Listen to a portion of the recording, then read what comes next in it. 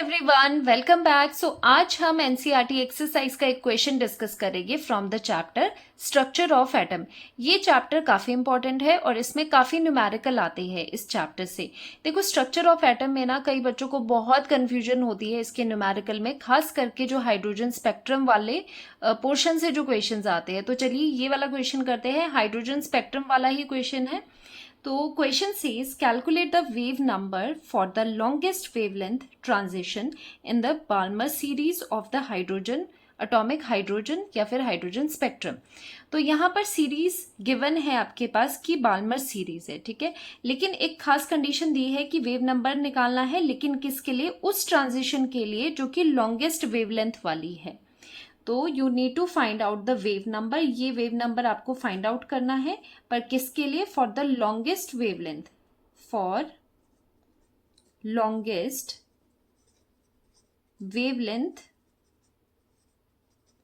वाली ट्रांजिशन के लिए। जो ट्रांजिशन जिसकी वेवलेंथ सबसे ज्यादा है उसके लिए आपको वेव नंबर निकालना है बाल्मर सीरीज में। तो लैम्डा जिसका लॉन्गेस्ट होगा, एंड वी नो दैट कि जो वेव नंबर का रिलेशन है वो क्या होता है? 1 वेवलेंथ होता है। ये फॉर्मूला होता है वेव नंबर एंड वेवलेंथ का। तो जैसे कि आप देख पा रहे हो दोनों एक दूसरे के इनवर्सली प्रोपोर्शनल है। तो अगर आपको चाहिए कि ये वेवलेंथ कैसी हो, लॉन्गेस्ट हो, लॉन्गेस्ट वेवलेंथ के लिए आपको निकालना है। लॉन्गेस्ट का मतलब कि इसका मैक्सिमम इसका अमाउंट है। तो वेव नंबर कैसे होना चाहिए? वेव नंबर मिनिमम वैल्यू का होना चाहिए, ठीक है। तो आपको अल्टीमेटली पता चल गया आपको कैसा वेव नंबर निकालना है जिसकी वैल्यू मिनिमम आए। तो यहां से ये चीज आपको पता चल गई। अब वेव नंबर निकालने के लिए फॉर्मूला क्या होता है? वेव नंबर का फॉर्मूला जो हम यूज करते हैं वो होता है is equal to R. Rydberg's constant होता है ये आर। तो आर की डिफरेंट वैल्यूज होती है, यहां पर हम देखेंगे कौन सी हमने लेनी है। एंड साथ में 1/n1 का स्क्वायर माइनस 1/n2 का स्क्वायर। तो ये फॉर्मूला रहता है वेव नंबर निकालने के लिए किसी भी ट्रांजिशन की जो कि हाइड्रोजन स्पेक्ट्रम में है या फिर हाइड्रोजन के लिए आप जो पढ़ रहे हो। यहाँ पर खास बात ये होती है, जो ये पहली चीज होती है n1, इसका मतलब होता है ये n1 n2 एक्चुअली क्या होते हैं? ये लेवल्स होते हैं जिनके बीच में ट्रांजिशन हो रही है, ठीक है। इलेक्ट्रॉन डी एक्साइट हो रहा है। तो n1 होता है 1 है ना, तो 1 की तरह यहाँ पर पहले स्ट्रेट आपको बनाना है और इसका f बना लेना है। तो ये होता है फाइनल लेवल या फिर लैंडिंग पोजीशन भी आप कह सकते हो, जिसपे लैंड कर रहा है डी एक्साइटेशन के बाद इलेक्ट्रॉन। और n2 क्या होती है? स्टार्टिंग लेवल होता है या फिर इनिशियल लेवल जहां से डी एक्साइटेशन हो रही है। तो ये दोनों चीजें आपको पता होनी चाहिए इस फॉर्मूले में। This is the final level और लास्ट वाला इनिशियल लेवल होता है, ठीक है। तो ये फॉर्मूला हम यूज करेंगे। अब क्वेश्चन क्या होता है कि ये n1 एंड n2 क्या होंगे? Since we are dealing with Balmer series के लिए जो लैंडिंग पोजीशन होती है, अगर आपने प्लेलिस्ट में पूरा लेक्चर देखा है, जो प्लेलिस्ट में इस चैप्टर की जो यहाँ पर हाइड्रोजन स्पेक्ट्रम का लेक्चर है, तो आपको पता होगा एक शॉर्टकट वहां पर दिया था मैंने कि बाल्मर सीरीज का कैसे बताते हैं। एल बीपी करके, और एल से लाइमन सीरीज होगी और बी से बाल्मर सीरीज होगी, ठीक है। एल बीपी एच होता था। तो यहाँ पर जो बी है वो फर्स्ट सेकंड नंबर पे है। तो बाल्मर सीरीज की जो लैंडिंग पोजीशन है, फाइनल पोजीशन है, वो 2 है। तो बाल्मर सीरीज है, इसलिए यहाँ से अंडरस्टूड हो गया कि n1 तो 2 ही आएगा, ठीक है। ये फिक्स होता है बाल्मर सीरीज में, जो भी इलेक्ट्रॉन डी एक्साइट होगा उसका फाइनल पोजीशन, फाइनल लेवल उसका 2 ही होगा। तो n1 की वैल्यू फिक्स होगी कि वो 2 होगी। अब n2 आपको देखना है, n2 कितना है। n2 कैसे आपको लेना है, क्योंकि n2 तो वेरी करेगा। देखो होता क्या है, अगर ये है, इस लेवल का नाम है, यहाँ पर 1 कर लेते हैं, चलो यहाँ पर 2 कर लेते हैं, और ये है n की वैल्यू 3 है, फिर n की वैल्यू 4 है, ठीक है। ये एनर्जी लेवल्स है। तो यहाँ से जो भी डी एक्साइटेशन होगी, जैसे इलेक्ट्रॉन 3 से डी एक्साइट होके 2 में आएगा, तो ये एक बाल्मर सीरीज की लाइन है, ये भी बाल्मर सीरीज में आएगा। 4 से डी एक्साइट होके 2 में आ रहा है, वो भी बाल्मर सीरीज है। ऊपर के लेवल्स कोई भी ले लो, 5 6 7, कहीं से भी अगर इलेक्ट्रॉन डी एक्साइट होके n इक्वल्स टू 2, जो कि फाइनल है, लैंडिंग लेवल है, जिसपे लैंड कर रहा है इलेक्ट्रॉन डी एक्साइट होके, फाइनल लेवल है, अगर 2 है, इसका मतलब ये बाल्मर सीरीज का है, ठीक है, ये समझ आ गया आपको। तो क्या होता है कि जो बाल्मर सीरीज है उसमें बहुत सारी लाइंस है जैसे कि आप देख पा रहे हो, लेकिन हमें कौन सी चाहिए, हमें वो चाहिए जिसकी लॉन्गेस्ट वेवलेंथ ट्रांजिशन चाहिए। लॉन्गेस्ट वेवलेंथ ट्रांजिशन का मतलब है कि जिसका वेव नंबर सबसे शॉर्टेस्ट हो। तो वेव नंबर शॉर्टेस्ट या तो ऐसे देख लो, जो शॉर्टेस्ट यहाँ पर डिस्टेंस की आपको दिख रही है, मतलब शॉर्ट वाली दिख रही है, n 3 से लेके 2 तक जो ये ट्रांजिशन है इसके लिए वेव नंबर सबसे छोटा होगा। अगर आपको ऐसे समझ नहीं आ रहा कि वेवलेंथ या वेव नंबर देखिए, तो ये चीज आप यहाँ पर भी सिंपल मैथ से भी देख सकते हो।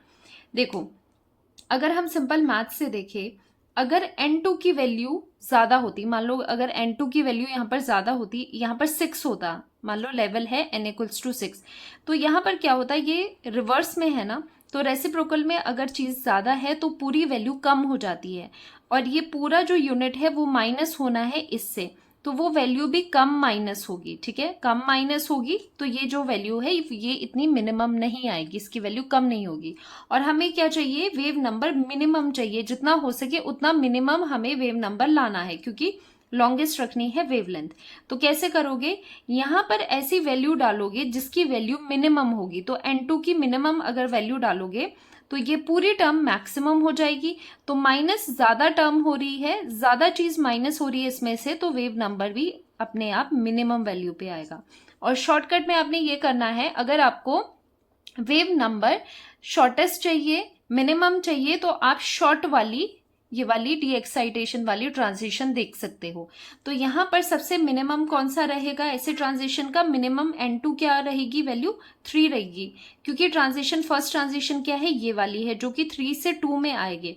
4 से 2 में आने पे 4 तो ज्यादा वैल्यू का चले गया, तो आपको मिनिमम वैल्यू चाहिए इसमें।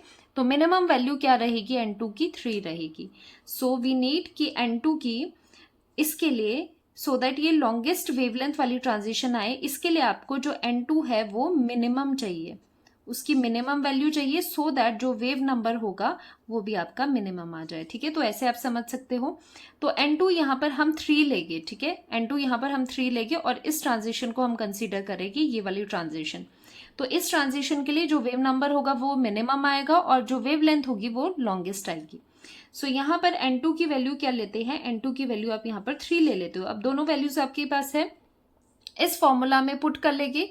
इस फॉर्मूला में जो r की वैल्यू है वो क्या लोगे आप, यहाँ पर r की वैल्यू आप यहाँ पर लोगे 1.07097 इंटू 10⁻⁷। ठीक है, ये आप r की वैल्यू लोगे। वैसे दूसरी भी होती है, ये हम किस में ले रहे हैं, मीटर इनवर्स में हमें आंसर निकालना है तो मीटर इनवर्स में ले रहे हैं। अगर आपको सेंटीमीटर इनवर्स में निकालना है तो आप 109677 सेंटीमीटर इनवर्स ये वाली भी वैल्यू ले सकते थे, बट हम यहाँ पर ये वाली वैल्यू लेते हैं। तो wave number is equal to r की वैल्यू डालेंगे 1.097 इंटू 10⁻⁷, और साथ में 1/n1 स्क्वायर, n1 की वैल्यू है 2, 1/n1 स्क्वायर, 2 का स्क्वायर मतलब 4 आ गया, माइनस 1/n2 स्क्वायर जो कि 3 है, 3 3 9 यहाँ पर आ गया। अब इसका एलसीएम ले लेंगे, यहाँ पर आ जाएगा 36, 9 - 4, wave number is equal to 1.097 into 10⁻⁷। तो ये वैल्यू आ जाएगी, wave number is equal to, ये 5/36 आ जाएगा।